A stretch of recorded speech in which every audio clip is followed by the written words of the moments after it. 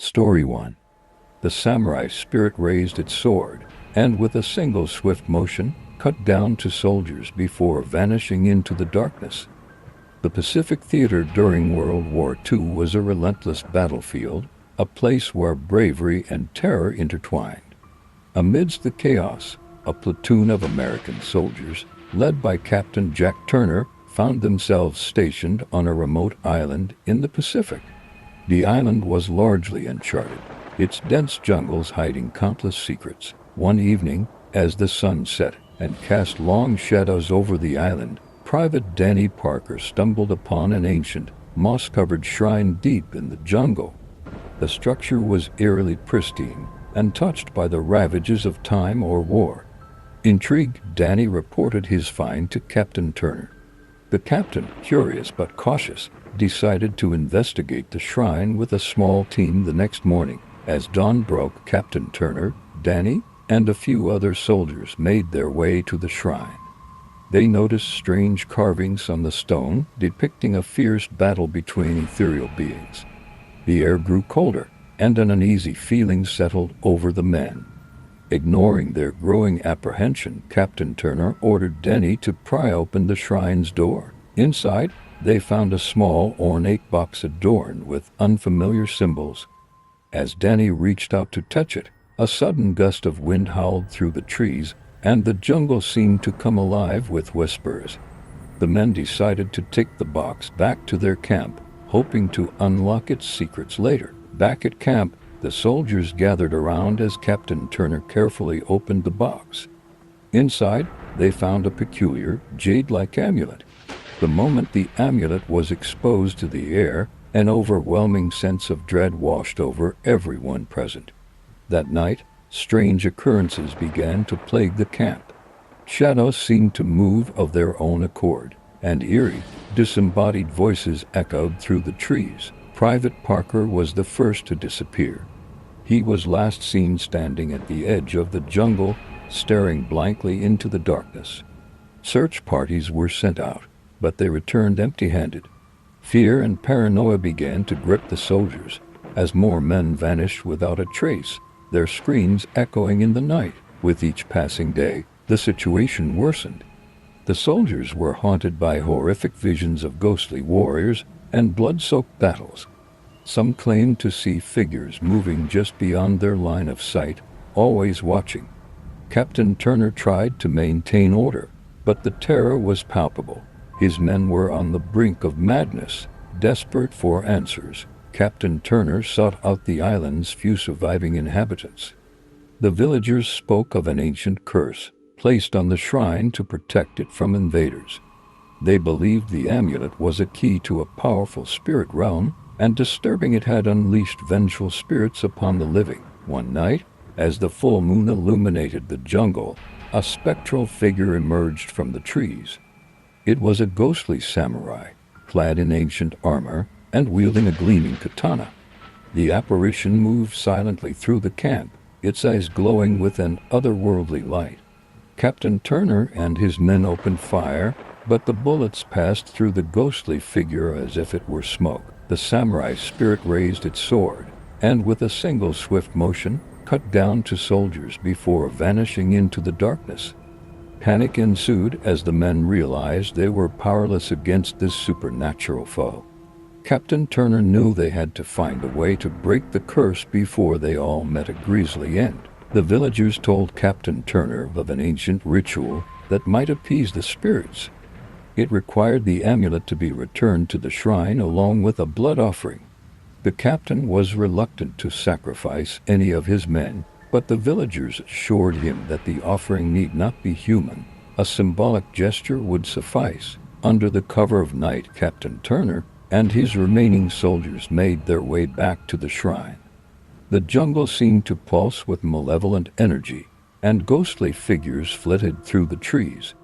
At the shrine, they placed the amulet back in its box and made the symbolic blood offering, using a small animal as the villagers had suggested. As the ritual concluded, the air grew still, and an eerie silence fell over the island. For a moment, it seemed as though the curse had been lifted. But as the soldiers began to make their way back to camp, the ghostly samurai reappeared, more formidable than ever. It was clear that the spirits demanded a greater sacrifice. Captain Turner, realizing the gravity of the situation, made a decision. He ordered his men to retreat and face the spirits head-on. The captain confronted the samurai, his resolve unshaken. As he raised his weapon, the ghostly warrior mirrored his movements. The two figures clashed, the sound of their battle echoing through the jungle. The battle between Captain Turner and the ghostly samurai was fierce and unrelenting. The captain fought with all his might, but the samurai's spectral form was nearly impervious to his attacks. With every strike, the samurai seemed to grow stronger, fueled by the island's ancient curse. Realizing he could not win through brute force alone, Captain Turner made the ultimate sacrifice. He called out to his men, ordering them to flee and find a way off the island. As his soldiers reluctantly obeyed, Captain Turner threw himself at the ghostly samurai, knowing that his sacrifice might be the only way to appease the spirits. With Captain Turner's selfless act, the ghostly samurai and the other vengeful spirits began to fade, their forms dissipating into the night. The island grew eerily quiet, the oppressive sense of dread lifting as the curse was finally broken. The surviving soldiers regrouped and made their way to the coast, where they were eventually rescued. Though they were safe, the memory of their fallen comrades and the horrors they had faced on the island would haunt them forever. The tale of Captain Turner's bravery and the cursed amulet became a legend, a chilling reminder of the supernatural forces that could be awakened by the folly of man. Years later, the story of the cursed island and the ghostly samurai continued to be told among soldiers and historians alike. The island was marked as a forbidden zone, a place where the living and the dead had clashed in a terrifying battle. Those who ventured too close claimed to hear the whispers of the spirits and the distant clang of a spectral sword. Captain Turner's sacrifice was honored, his name remembered as a hero who had faced the unknown with unwavering courage. But the amulet, now sealed within the shrine once more, remained a silent testament to the island's dark history. It served as a warning to those who might seek to uncover its secrets, a reminder that some mysteries were best left undisturbed. Decades later, a team of archaeologists, driven by curiosity and the lure of the unknown, decided to return to the island. They were well aware of the legends, but their scientific minds refused to believe in curses and spirits. Led by Dr. Amelia Carter, the team aimed to study the ancient shrine and its artifacts. Upon their arrival, the archaeologists could feel the island's eerie atmosphere. The jungle seemed to watch their every move, and an unsettling silence pervaded the air. Despite their unease, they pressed on, determined to uncover the truth behind the legends. As the archaeologists began their excavation, they unearthed more artifacts and carvings that depicted the island's ancient history. The images told a story of a great battle between two powerful clans, each wielding supernatural forces. The shrine was built to seal away the spirits of the fallen warriors, preventing them from wreaking havoc on the living. Dr. Carter and her team were fascinated by their discoveries, but as they delved deeper, they began to experience strange occurrences. Equipment malfunctioned, shadows moved of their own accord, and ghostly whispers filled the air. The team's skepticism started to wane as the island's supernatural presence made itself known. Tensions rose as the archaeologists faced the same haunting phenomena that had plagued the soldiers before them. Dr. Carter, determined to complete their research, pushed her team to continue despite their growing fear. But as they reopened the shrine and examined the amulet, the spirits of the island became more aggressive. One by one, members of the team began to disappear, just as the soldiers had. The surviving archaeologists realized they had awakened the same vengeful spirits and were now trapped in a deadly game. Desperation set in as they searched for a way to appease the spirits and escape the island. Dr. Carter, understanding the gravity of their situation, decided to follow in Captain Turner's footsteps. She gathered the remaining members of her team and explained the ritual that had once quelled the spirits. They needed to return the amulet to the shrine and make a symbolic offering. As they prepared for the ritual, the ghostly samurai and other spirits emerged once more. The archaeologists, armed with their knowledge of the island's history, fought to complete the ritual amidst the supernatural onslaught. Dr. Carter, realizing the importance of sacrifice, made a heartfelt plea to the spirits, offering her own life in exchange for her team's safety. With Dr. Carter's sacrifice, the spirits were finally appeased, and the island grew still once more. The surviving archaeologists, though traumatized, managed to escape and share their harrowing tale with the world. The island was officially declared off-limits, its dark history and supernatural forces acknowledged and respected. The legend of the Cursed Island, the ghostly samurai, and the brave souls who had faced its horrors continued to be told. It served as a chilling reminder of the unknown forces that lingered in the shadows, waiting for the unwary to disturb their slumber. And the amulet, now hidden deep within the shrine, remained a silent guardian of the island's haunted legacy, a testament to the courage and sacrifice of those who had dared to confront the supernatural. Story 2. The demon's voice was now a cacophony of laughter and rage, mocking Lucas's futile attempts to control it. Lucas Miller had always been a curious boy, with an insatiable thirst for knowledge. His parents often found him buried in books, his eyes wide with wonder as he devoured tales of adventure and mystery. But one rainy afternoon, when the wind howled outside and the sky was a sheet of gray, Lucas stumbled upon something that would forever alter the course of his life. In the attic of their old Victorian home, Lucas had been searching for a forgotten toy when he discovered a dusty, leather-bound book. Its cover was embossed with symbols that seemed to writhe and shift in the dim light. Lucas's heart raced with excitement as he brushed off the thick layer of dust and opened the book. The pages were filled with arcane symbols and ancient incantations, written in a language that made his skin crawl. The title, The Infernal Grimoire, seemed to shimmer as if daring him to delve deeper. The initial thrill of discovery gave way to a chilling fascination. Lucas's eyes were glued to the book as he read through the spells and rituals. Each word felt like a forbidden secret, a gateway to powers beyond his wildest dreams. The more he read, the more the world outside seemed to fade away. The attic, once a place of dusty old furniture and forgotten memories, became Lucas's sanctuary, a realm where he was alone with his newfound obsession. Lucas's friends and family quickly noticed the change. His best friend, Josh, remarked on Lucas's increasingly withdrawn behavior. "You've been acting weird lately, man. What's up with you?" But Lucas only shrugged, dismissing the concern with a wave of his hand. His parents, too, were worried. They saw him retreat into his room more often, his once bright eyes now shadowed with a mixture of excitement and fear. They tried to intervene, but Lucas was resolute, shutting them out as he delved deeper into the dark arts. One evening, under the light of a flickering candle, Lucas decided to perform his first ritual. The spell was meant to summon a minor demonic presence, a mere whisper of the true power that the grimoire promised.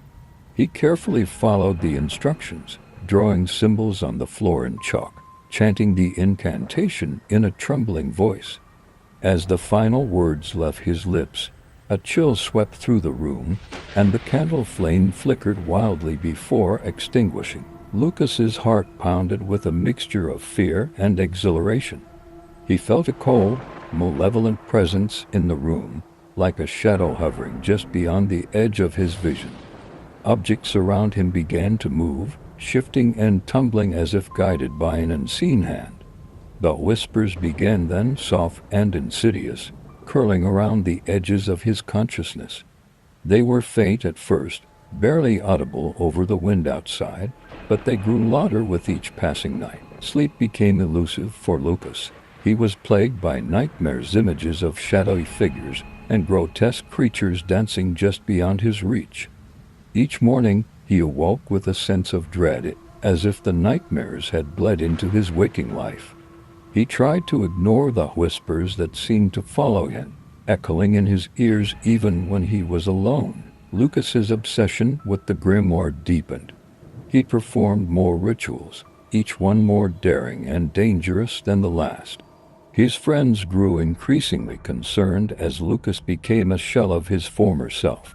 His grades plummeted, his social life disintegrated, and he rarely spoke to anyone outside of his dark, candlelit sanctum.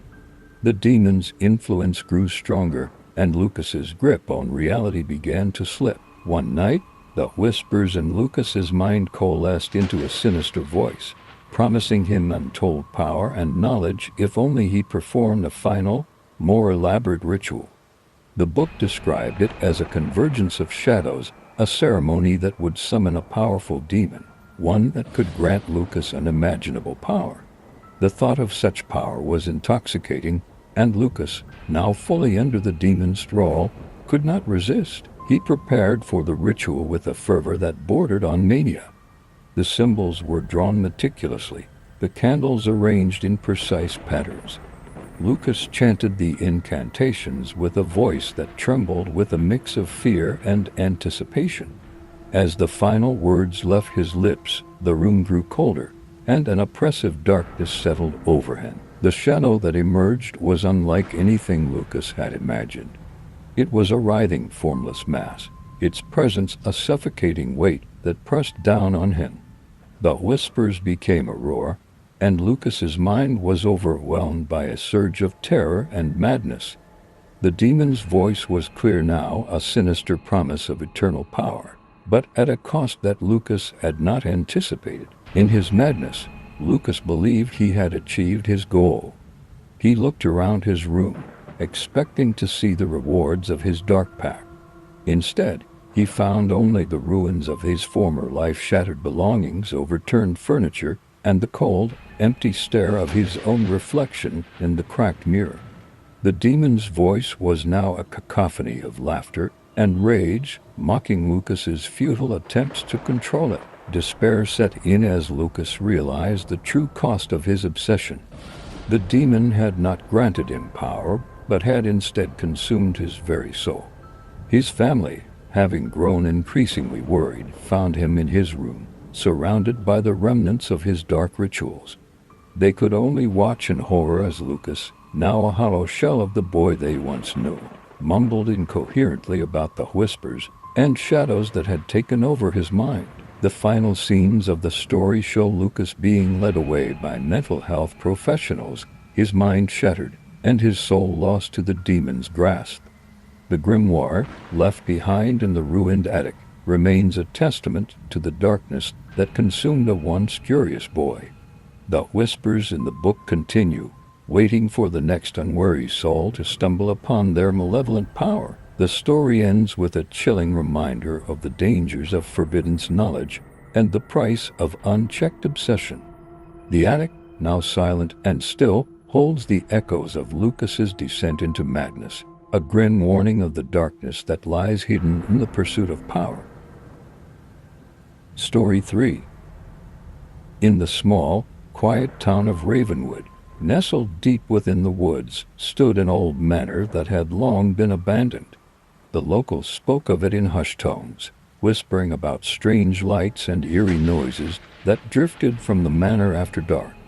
On a moonless night, when the wind howled through the trees and the stars were hidden behind a thick blanket of clouds, the manor's secrets were about to awaken. Sarah Collins, an amateur paranormal investigator, had recently moved to Ravenwood in search of a story.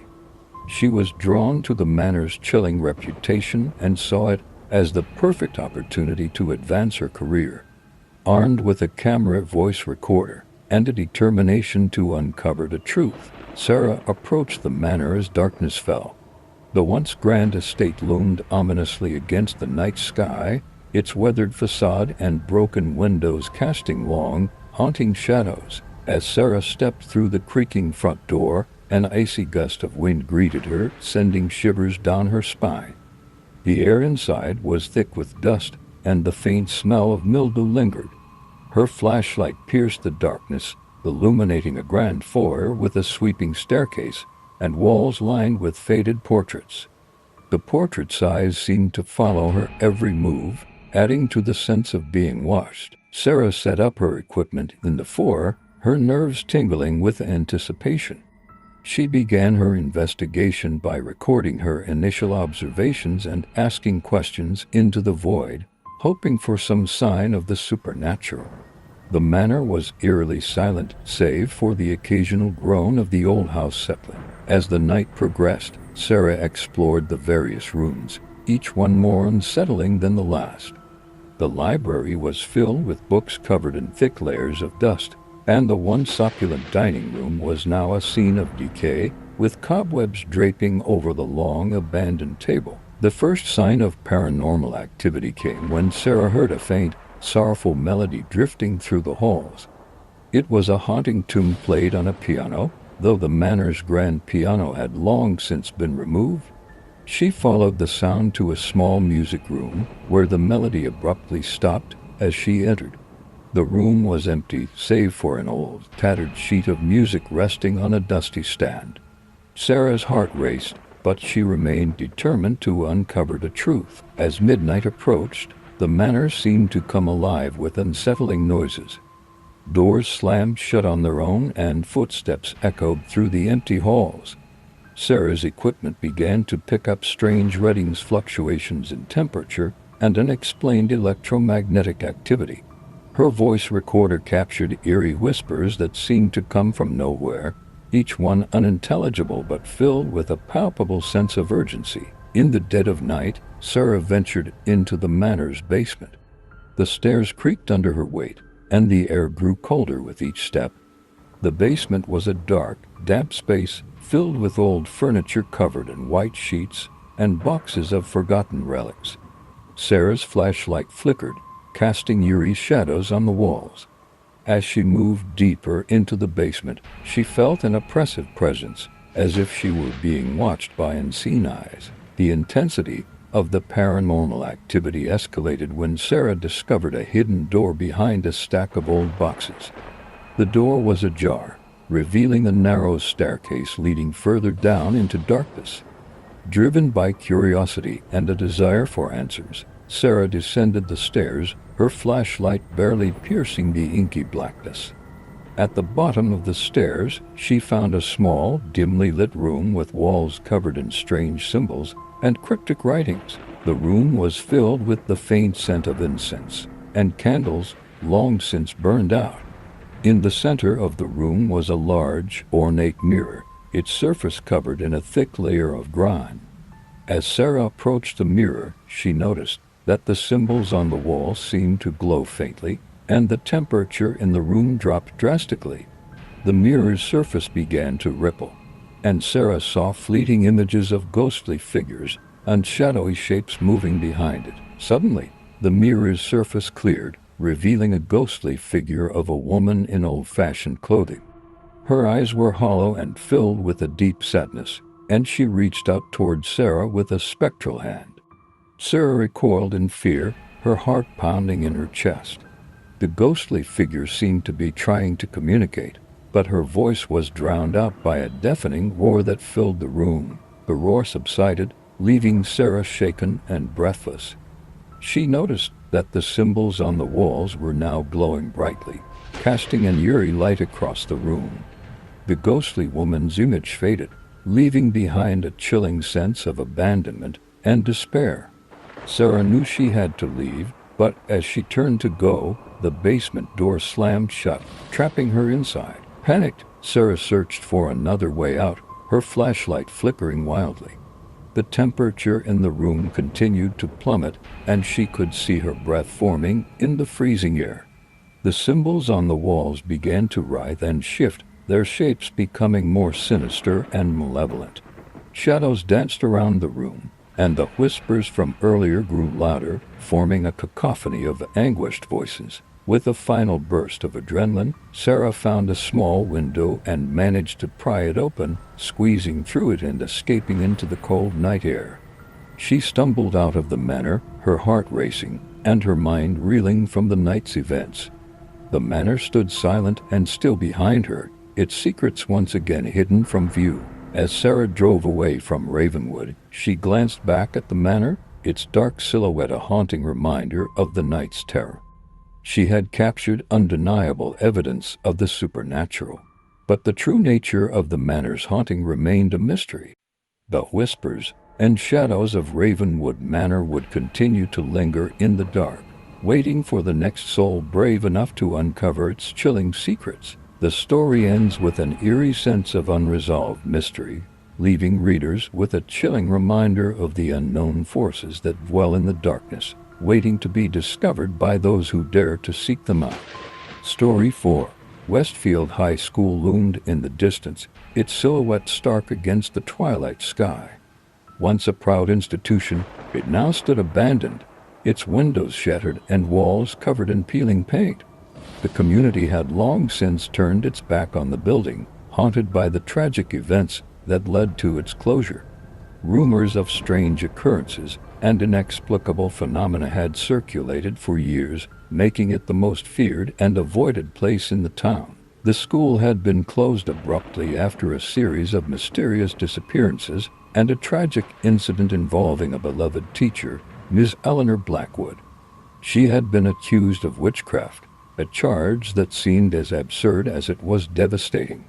The small, superstitious town had turned on her with fervor, leading to her execution in the basement of the very school she once taught in. Her spirit, some said, never left. As the sun dipped below the horizon, a chilling wind swept through the empty halls, carrying with it the whispers of a long-forgotten tragedy. Shadows danced on the walls, and the air seemed thick with a palpable sense of dread. Local legend spoke of the curse that plagued Westfield High. It was said that Miss Blackwood's spirit, wronged and betrayed, lingered in the school, seeking vengeance. Those who ventured near the building reported eerie sounds, distant screams, the sound of footsteps echoing through empty corridors, and sudden drops in temperature. The curse had become a local legend, one that grew with each passing year. Stories of the school's haunted past were passed down through generations, each retelling more elaborate and terrifying than the last. The townspeople, fearful of awakening the vengeful spirit, avoided the school like the plague. Despite the warnings, a team of paranormal investigators decided to explore Westfield High. They were driven by a desire to uncover the truth behind the haunting and document the paranormal activity rumored to occur within its walls. The team, consisting of Dr. Lydia Carter, a historian with a fascination for urban legends, Mark Reynolds, a tech expert specializing in ghost hunting equipment, and Sarah Mitchell, a sensitive who claimed to communicate with spirits, arrived at the school as night fell. Armed with cameras, EVP recorders, and a range of other equipment, they entered the building, their footsteps echoing in the silence. The once grand entrance was now a crumbling reminder of the school's past glory, and the smell of mildew and decay permeated the air. The first night in Westfield High was unsettling. The team set up their equipment in the main hallway, where the echoes of their footsteps seemed to be answered by unseen entities. As they conducted their initial investigations, they captured strange readings on their devices and explained fluctuations in temperature, disembodied voices on their recorders, and shadowy figures moving in the periphery of their cameras. Sarah, the sensitive, felt an overwhelming presence in the basement, the site of Miss Blackwood's alleged execution. She described the feeling as a mixture of anger and sorrow, a heady, oppressive force that seemed to weigh on her. They decided to spend the night in the school, hoping that the prolonged exposure would reveal more about the haunting. As the hours passed, the atmosphere grew increasingly oppressive. Unseen forces seemed to toy with them, slamming doors shut, creating cold spots, and causing their equipment to malfunction. The basement was the focal point of their investigation. It was here that the most disturbing phenomena occurred. Sarah's sensitivity to the supernatural was strongest in this part of the building, and she began to have vivid, disturbing visions of a woman in distress. Dr. Carter researched the history of the school and discovered a long-buried document detailing Miss Blackwood's tragic fate. The report described her final moments in chilling detail, painting a picture of a woman condemned by fear and ignorance. The more Dr. Carter read, the clearer it became that Miss Blackwood's death was not just a tragedy but a catalyst for the curse that now haunted the school. As they delved deeper into the school's history, the team uncovered more about the events leading to Miss Blackwood's execution. It became apparent that there was more to the story than simple superstition. The accusations against her had been fueled by a mix of paranoia and jealousy, leading to a wrongful execution that left a lasting scar on the community. The curse was not just a tale of a vengeful spirit, but a reflection of the town's collective guilt and fear.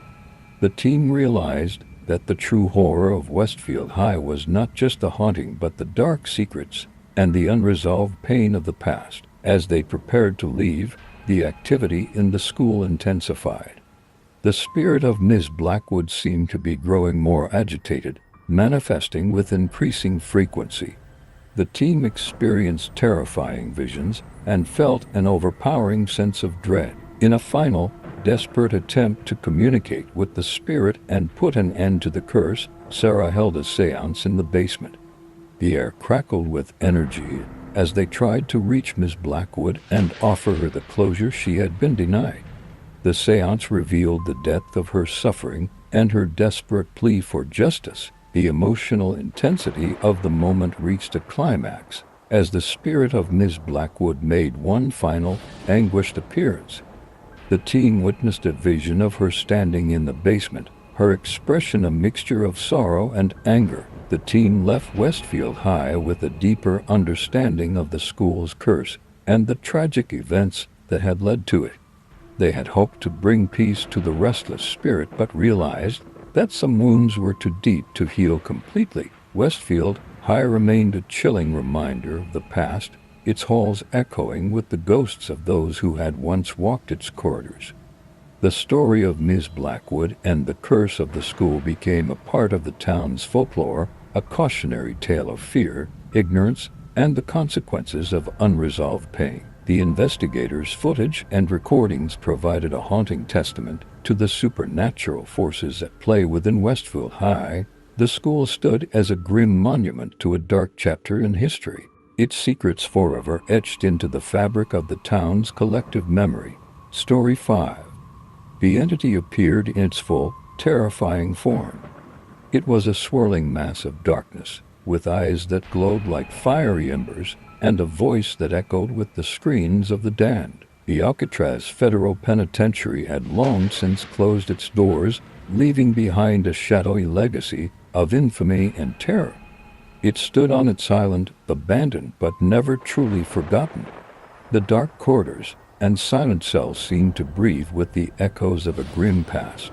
However, in recent years, a new and disturbing chapter had begun to unfold in one of its most secluded areas, the old, forgotten section of the prison that had been sealed off for decades. A special operations team had recently discovered a previously unknown wing during renovation work.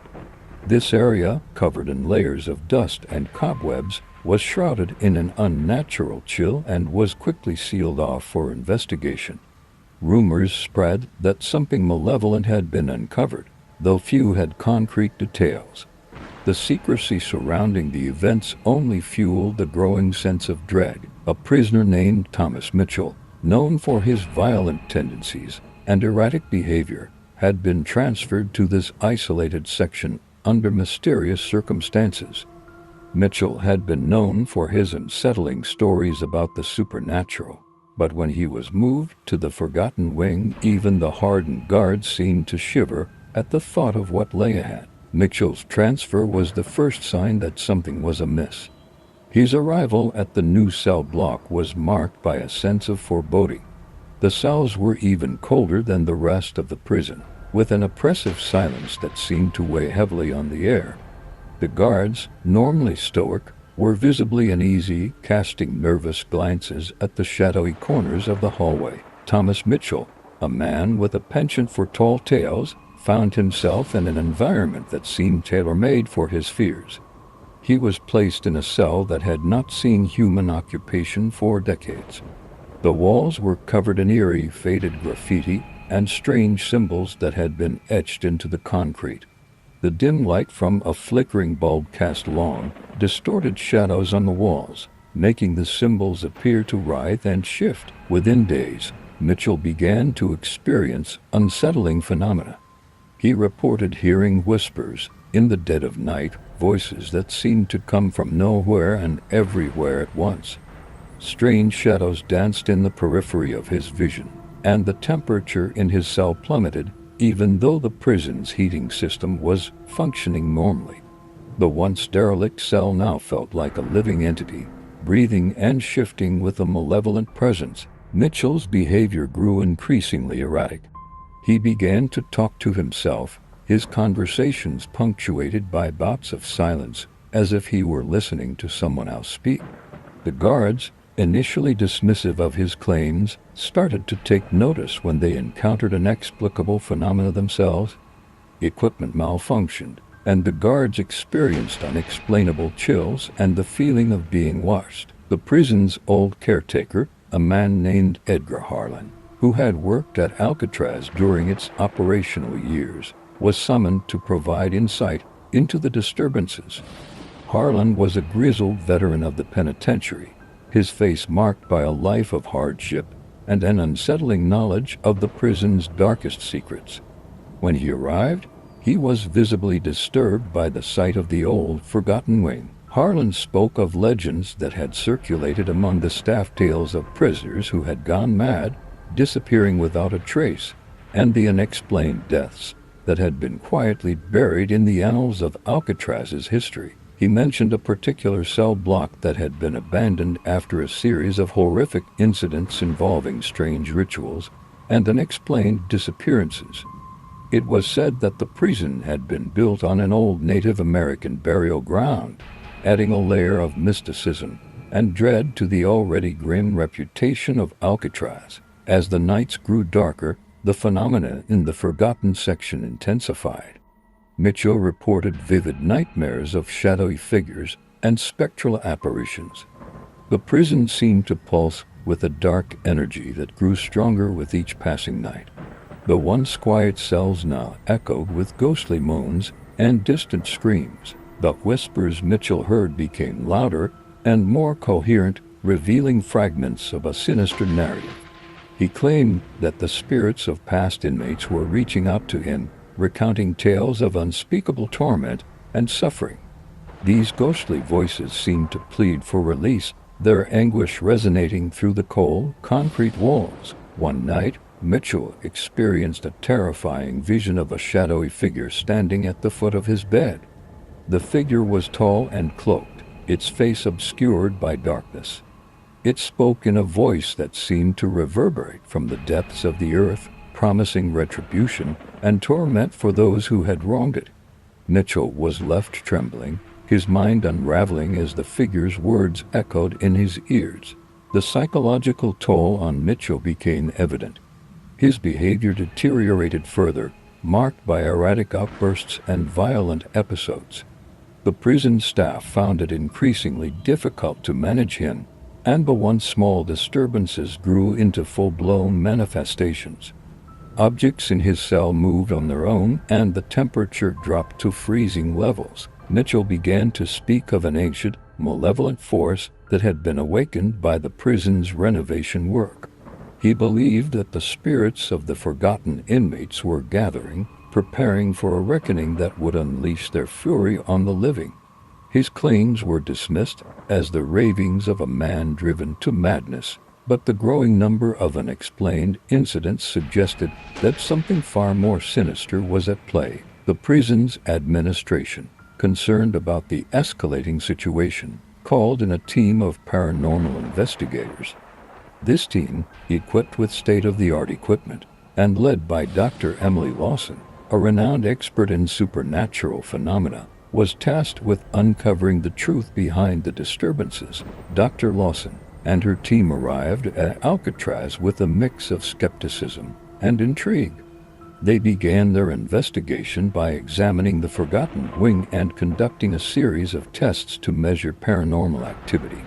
The team's equipment registered significant anomaly spikes in electromagnetic fields, sudden drops in temperature, and audio recordings of disembodied voices. The investigators conducted a thorough examination of the cell block, documenting the eerie symbols and strange markings that adorned the walls. They discovered old weathered journals hidden within the cell, their pages filled with frantic scrawls and cryptic messages. These journals seemed to recount the experiences of previous inmates who had encountered the same dark force that now plagued Mitchell. As the investigation progressed, Dr. Lawson and her team experienced their own share of supernatural encounters. They reported seeing shadowy figures, hearing unexplained noises, and feeling an oppressive presence that seemed to grow stronger as the night wore on. The atmosphere within the prison was thick with dread, and the team struggled to maintain their composure. The investigators' findings suggested that the disturbances were not merely the result of a troubled mind, but rather the manifestation of a deeply rooted malevolence. Dr. Lawson hypothesized that the prison's history and the ancient burial ground beneath it had combined to create a powerful and restless spirit. This entity, awakened by recent events, was now exerting its influence on the living. To confront this entity, Dr. Lawson and her team decided to perform a ritual to appease the restless spirits and seal the malevolent force within the prison. The ritual involved reciting ancient incantations and using sacred objects to create a protective barrier. The team prepared for the ritual with a mixture of apprehension and determination, knowing that their actions could either banish the dark force or unleash it further. As they began the ritual, the prison seemed to come alive with supernatural energy. The temperature plummeted and the walls trembled, as if the very foundations of Alcatraz were shaking. The investigators fought to maintain their focus as the entity manifested in a terrifying display of darkness and shadow. The ritual reached its climax as the entity appeared in its full, terrifying form. It was a swirling mass of darkness, with eyes that glowed like fiery embers and a voice that echoed with the screams of the damned. The investigators, guided by Dr. Lawson's expertise, struggled to complete the ritual as the entity lashed out with a torrent of malevolent energy. Mitchell, now in a near catatonic state, was brought into the ritual chamber as a final act of desperation. Dr. Lawson believed that his presence might help to bridge the gap between the living and the dead, offering a final plea for the spirit's release. As the ritual reached its zenith, Mitchell's body convulsed, and his eyes rolled back as if he were in a trance. In a dramatic climax, the ritual succeeded in sealing the entity within the prison's forgotten depths. The temperature slowly returned to normal, and the oppressive atmosphere began to lift. The investigators, exhausted and shaken, completed their work and left the prison, leaving behind a place that had once been a beacon of horror and despair. The aftermath of the ritual left Alcatraz in a state of uneasy calm. The disturbances ceased, and the prison's forgotten section was sealed off once more. The remaining staff and investigators were left to reflect on the events that had transpired and the darkness that had been confronted. Thomas Mitchell's fate remained uncertain. He was found in a comatose state, his mind fractured by the experiences he had endured. The prison's administration decided to transfer him to a secure medical facility, where he could receive the care he needed. Story 6. The climax of the ritual brought a sudden, overwhelming calm. The lake's waters stilled, and the oppressive atmosphere lifted, replaced by an eerie silence. The Carpathian Mountains, with their rolling mists and ancient forests, cradle a shimmering gem lake Sinister. Renowned for its breathtaking beauty and serene isolation, The lake has long been a subject of local folklore and legend. The crystal-clear waters of Sinister, surrounded by rugged peaks and dense woods, seemed almost magical, as if concealing secrets too dark for the human eye. The tranquil surface of the lake, however, masked an unsettling truth that had begun to stir once. For generations, the locals spoke of a monstrous entity lurking beneath the lake's surface, a creature of legend whose aggression had recently intensified. Tales of inexplicable disappearances and tragic events had begun to surface, casting a shadow over the lake's once idyllic reputation. As the region grappled with these unsettling occurrences, a team of researchers and paranormal investigators was assembled to uncover the truth behind the lake's dark legend. Their mission, to explore the depths of Sinister and confront whatever malevolent force resided within. The team consisted of 4 individuals, each with a unique expertise that made them suited for the daunting task ahead. Dr. Amelia Gray, a renowned biologist with a focus on aquatic ecosystems, was driven by a desire to understand the lake's mysterious fauna. Marcus Flynn, a geologist with a keen interest in the region's natural formations, was intrigued by the geological anomalies reported around the lake. Elena Rodriguez, a seasoned paranormal investigator, brought her knowledge of folklore and the supernatural to the team. Lastly, Tom Reed, an experienced survivalist, was tasked with ensuring the group's safety amidst the unpredictable dangers of the wilderness. As the team arrived at Lake Sinister, the ominous silence that greeted them was almost palpable. The fog hung heavily over the water, casting an eerie pallor on the landscape. The once clear lake seemed almost murky under the gray sky, and the surrounding forest appeared more foreboding than welcoming.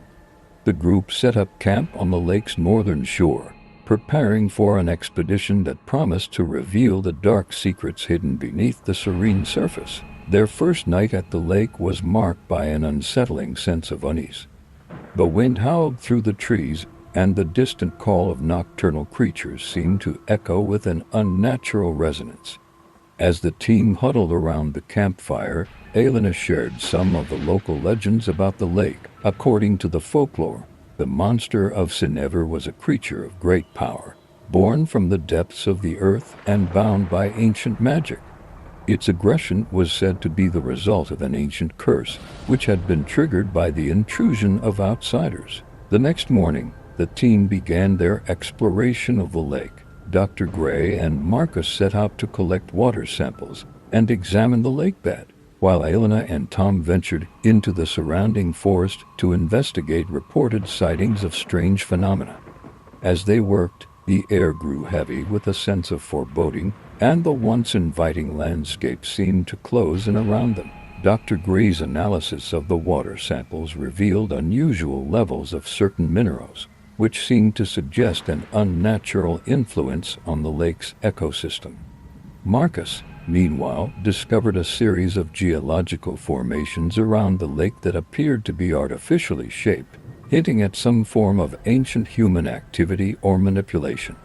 Their findings only added to the growing sense of dread, as it became increasingly clear that the lake harbored more than just a simple creature. Elena and Tom's investigation in the forest proved equally disconcerting. They encountered strange markings on the trees, symbols that matched those described in the local legends. The forest seemed to be alive with an airy energy, and the further they ventured, the more pronounced the feeling of being watched became. Strange noises and fleeting shadows added to their sense of unease, but they pressed on, determined to uncover the truth. As night fell, the team gathered to discuss their findings. The atmosphere around the campfire was tense, with each member feeling the weight of the unknown pressing down upon them. Elena recounted her experiences in the forest, emphasizing the significance of the symbols they had found and their connection to the curse of the lake. Dr. Gray and Marcus shared their findings about the lake's anomalous conditions, drawing connections between their results and the ancient legends. That night, as the team tried to rest, strange events began to unfold. The sounds of splashing and distant cries pierced the silence of the night, and the temperature around the campfire dropped suddenly. The team members experienced vivid nightmares, each one reflecting their deepest fears and anxieties. It became clear that the malevolent force within the lake was not merely a physical presence, but a psychological one as well, capable of infiltrating their minds and exploiting their deepest fears. Determined to confront the source of the disturbances, the team decided to conduct a more extensive investigation of the lake itself. They equipped their boat with high-resolution sonar and underwater cameras, planning to explore the depths where the creature was believed to reside. As they set out on the lake, the fog rolled in thicker than ever, obscuring their view and adding an extra layer of menace to their task. The sonar data revealed a series of unnaturally large structures beneath the lake's surface, their shapes too regular to be natural formations. The underwater cameras captured glimpses of shadowy figures moving in the darkness, their forms shifting and disappearing as quickly as they appeared. The data suggested the presence of a massive unseen entity lurking just beyond the edge of their perception, its movements both deliberate and unsettlingly intelligent. As the investigation continued, the team began to experience increasingly disturbing phenomena. The creature's presence seemed to affect the very environment around them, causing equipment to malfunction and creating unnatural disturbances in the lake's waters. Elena conducted a ritual to attempt to communicate with the entity, using ancient rites described in the local legends. The ritual, however, only seemed to provoke the creature further, as the lake became agitated and the atmosphere around the camp grew more hostile. The group's sense of isolation and danger grew as they faced more frequent and intense manifestations. Unexplained forces seemed to manipulate the environment, creating illusions and physical disturbances that defied explanation. The team struggled to maintain their focus and sanity amidst the constant barrage of supernatural threats. Their situation became increasingly dire as they realized that the lake's malevolent presence was not only affecting their minds but actively working against them. In a desperate bid to understand the creature's nature and intentions, Dr. Gray and Marcus analyzed historical records and ancient texts found in the local archives. They uncovered references to a forgotten civilization that had once thrived in the region, known for its dark rituals and mysterious practices. According to the texts, the lake had been the site of a powerful ritual that went horribly wrong, resulting in the summoning of a malevolent entity that had been bound to the lake's depths. The team's findings pointed to the possibility that the creature was bound by an ancient enchantment, which had been disturbed by recent events. The curse that had triggered the creature's aggression was tied to the lake's sacred nature, and any attempt to interfere with the lake or its surroundings had provoked its wrath. Realizing the gravity of their situation, the team resolved to perform a counter-ritual to attempt to appease the entity and restore balance. The counter-ritual required specific ingredients and precise timing, with the team needing to perform it under the light of the full moon. As they prepared for the ritual, the lake's agitation reached a fever pitch, with violent disturbances in the water and an oppressive atmosphere that made the air feel thick and unbreathable. The team worked tirelessly to gather the necessary components and set up the ritual site, their nerves frayed and their resolve tested by the constant threats. As the full moon rose high in the sky, the team began the ritual, chanting ancient incantations and performing the required actions with utmost precision. The atmosphere around the lake crackled with supernatural energy, and the waters surged violently as the creature's presence became increasingly intense. The team's focus was tested to the limit as they struggled to maintain the ritual's integrity amidst the chaos. The climax of the ritual brought a sudden, overwhelming calm. The lake's waters stilled, and the oppressive atmosphere lifted, replaced by an eerie silence. The creature's presence seemed to recede, and the supernatural disturbances subsided. Exhausted but relieved, the team concluded the ritual and withdrew from the lake, hoping that their efforts had been successful in calming the malevolent force. In the days following the ritual, the disturbances around the lake gradually ceased. The fog that had once enveloped the area lifted, and the atmosphere around Sinister returned to a semblance of normalcy. The team members, though physically and emotionally drained, were relieved to see the end of the lake's turmoil. Their investigation had revealed the depth of the lake's dark secret and the extent of the supernatural forces at play. As the team prepared to leave Lake Sinister, they reflected on the harrowing experience they had endured. The creature's true nature and the ancient curse had been uncovered, and they had managed to restore some measure of peace to the region. The lake's beauty, once marred by the shadow of its dark secret, seemed to regain its former splendor as the team departed. Dr. Gray, Marcus, Elena, and Tom left the Carpathian Mountains with a deeper understanding of the mysteries that lay hidden beneath the surface. Their encounter with the malevolent entity had changed them in profound ways, and the experience would remain a part of them for the rest of their lives. The secrets of Lake Sinister had been exposed, and though the dangers had been quelled, the echoes of their adventure would linger in their memories forever. Story 7. The town of Ravensbrook lay in the heart of a mist-shrouded valley, isolated from the world beyond by dense forests and treacherous mountain passes. Its ancient buildings, with their weathered facades and creeping ivy, seemed to whisper secrets of a bygone era. It was a place where the normal rhythms of life moved slowly, and touched by the frantic pace of the outside world. But that serenity was shattered one fateful autumn when a dark plague descended upon the town, leaving behind a trail of dread and despair. It began subtly. The first signs were nothing more than a few isolated cases of illness coughs that lingered, fevers that climbed higher than usual. The townsfolk were quick to dismiss it as a seasonal flu, something that would pass with time. However, as the weeks progressed, the sickness spread with alarming speed.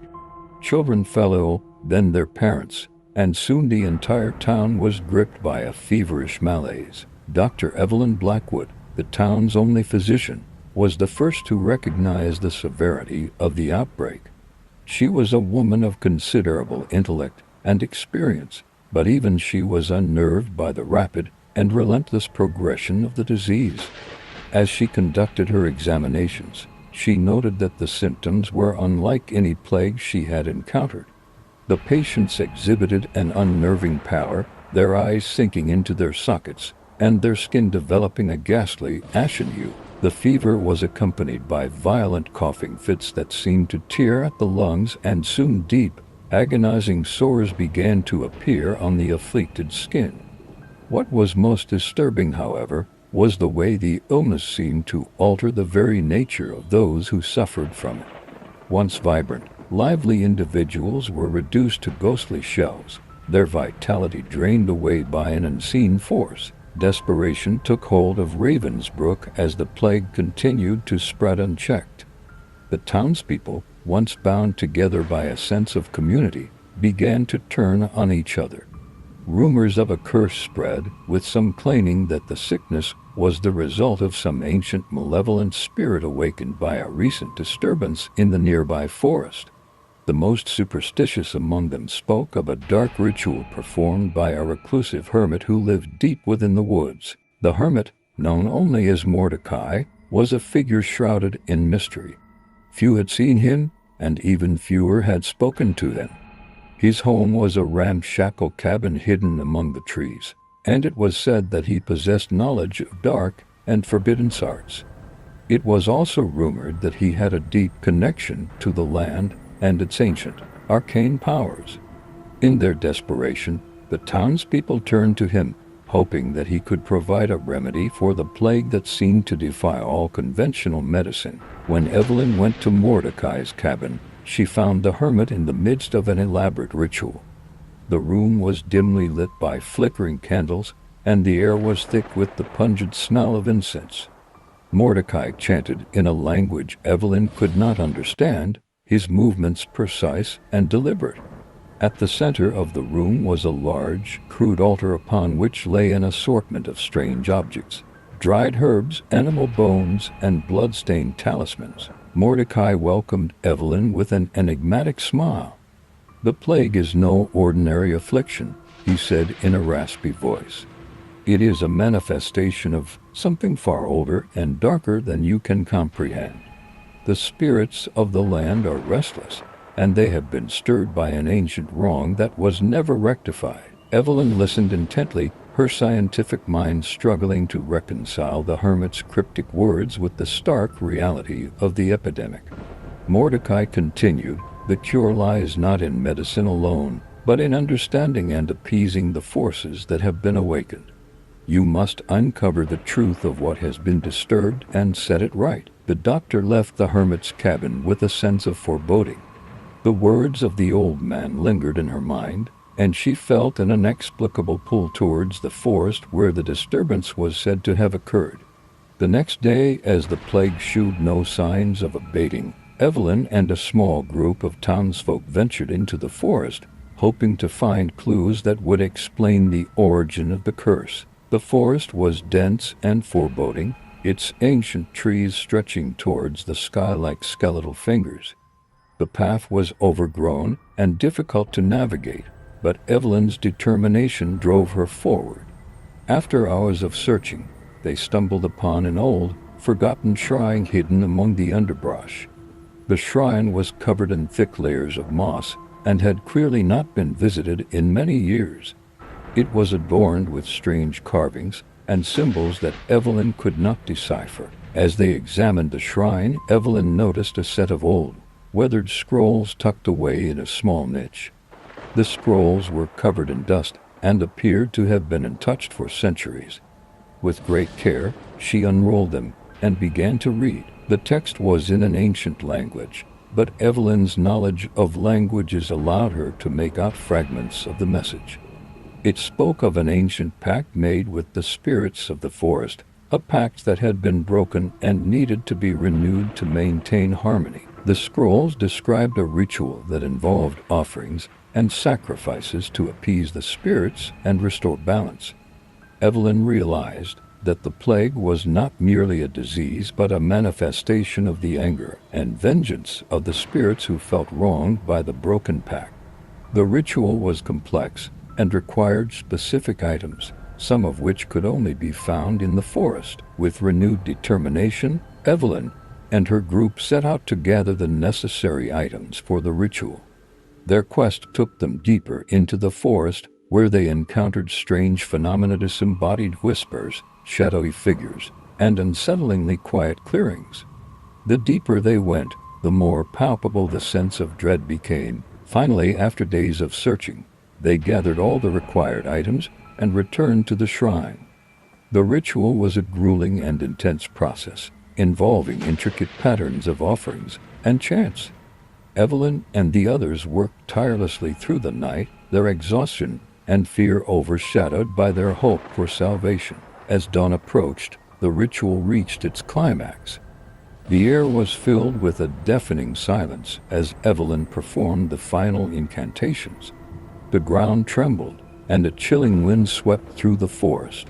The atmosphere grew heavy with anticipation as the shrine began to glow with an eerie, otherworldly light. The plague's effects on Ravensbrook began to wane as the ritual concluded. The afflicted slowly regained their strength, and the ghastly pallor that had once marked their appearance began to fade. The townspeople, though still shaken, were filled with a cautious hope. The mysterious illness that had plagued them seemed to have been quelled, though the memory of its terror lingered. Evelyn, exhausted but relieved, knew that the danger had not entirely passed. The spirits had been appeased, but the balance of the natural world had been disturbed. The ancient wrong had been addressed, but the consequences of the broken pact were not easily forgotten. Ravensbrook would never be the same, and neither would Evelyn. The experience had changed her, deepening her understanding of the world's darker mysteries.